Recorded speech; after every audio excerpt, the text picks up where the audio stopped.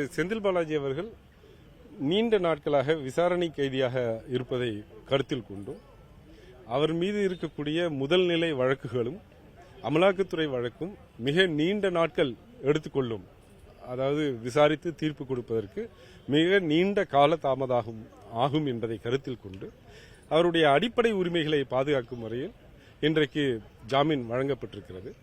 ஜாமீன் வழங்கிய மாண்புமிகு உச்சநீதிமன்றம் அவர் 25 லட்சம் ரூபாய்க்கு 2 நபர்களை ஜாமீன்தாரர்களாக நிறுத்த வேண்டும்.